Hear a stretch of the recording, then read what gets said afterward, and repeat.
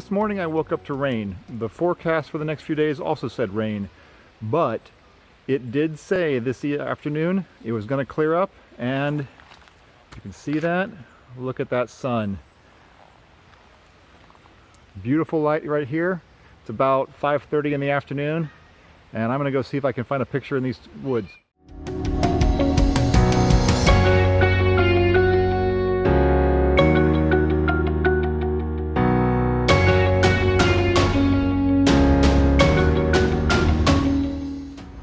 There's no denying that the world's in a strange place.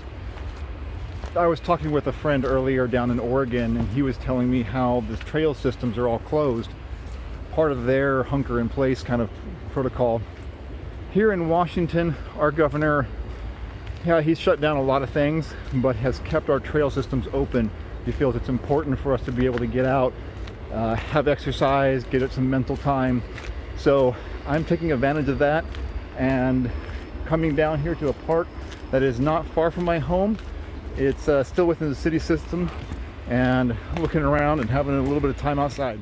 Now, you may be wondering why I came to a trail system or a park that's close to my house instead of taking advantage and going further out. And that's a fair question, but my concern is, while I consider myself a good hiker and someone who takes the necessary precautions, no one can predict an accident, and I wasn't willing to go so far out and put myself in a situation where if I slipped, if I tumbled, if I twisted an ankle, then somebody would have to come in and get me, and that's taking resources away from what is really needed elsewhere.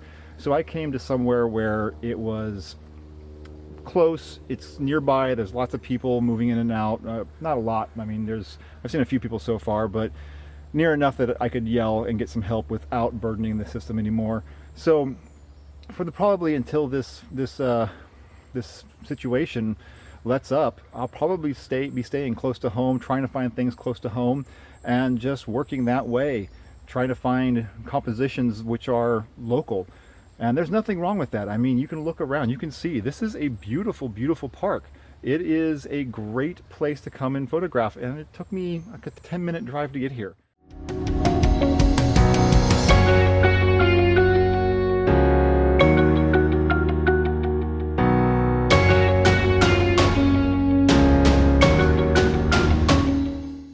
I've stopped here alongside the trail because I found something interesting. I'm not sure what kind of shot it's going to make. I'll turn this way here. You can see this tree, the way it twists around each other, around itself, is really kind of interesting. So I'm trying to frame it up. I've taken a couple different shots with different aspect ratios just to see what I can come up with. We'll see what it looks like once we get it back to the computer.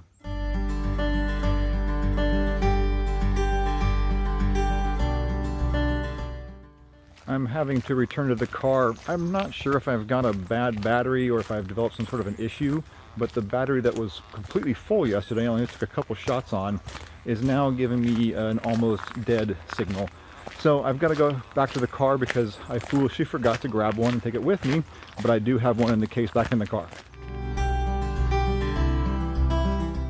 Okay, got back to the car just fine, got the battery situation sorted out. When I bought this camera, it came in this kit with some random off-brand battery that has never really worked well, and I've always just had set aside. Somehow I must have stuck that in yesterday and it worked fine yesterday, but it has never held a charge. I got the Canon battery back in there now, so everything should be good to go. So that's your I guess tip for the day, is you get what you pay for here. I decided to bring the truck down here closer to the water because this is where I want to end my day.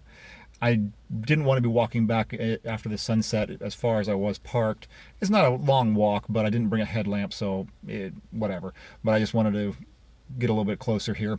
I'm going to hang out here in the car for just a little bit. I want to get a little bit more power here on the phone just to get a little bit more recording time on it. And then I will hop back out of the car and get back to shooting.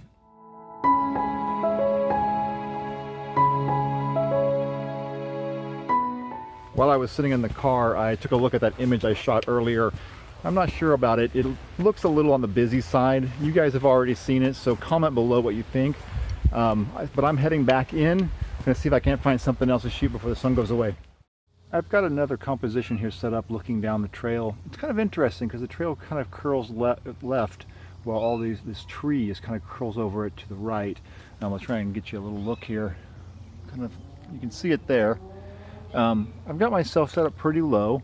I'm also trying to, again, slow my shutter speed down because I'm trying to get those reds in there. Just trying to get the last of that little bit of color, and that warmth is still just barely in the sky. You can see behind me, the sun is pretty well gone behind the clouds. It's all indirect now, so it's kind of flattening out a little bit, but there's still some wonderful depth. So I'm going to try and take a couple shots here with some different exposure values and see what I come up with, and then I'll let you guys see it.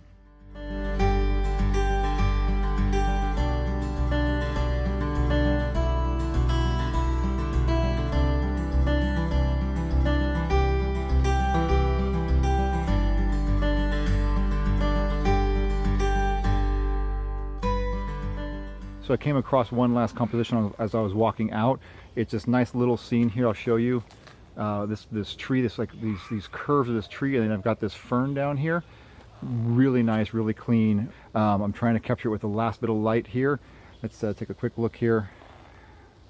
And I've got it on a 10 seconds timer just because I've got the shutter down so slow. Just trying to get all those colors captured in there. I will process that when I get home, and you guys will see it at the end of the video. If you enjoyed this, please consider subscribing. It does actually help us out a little bit, but either way, I'm happy that you're here and glad you're coming along on this journey. If you would like to, feel free to leave comments below. I will answer those, but for now, I'm going to go ahead and wrap up here and leave you with this final image. Thank you.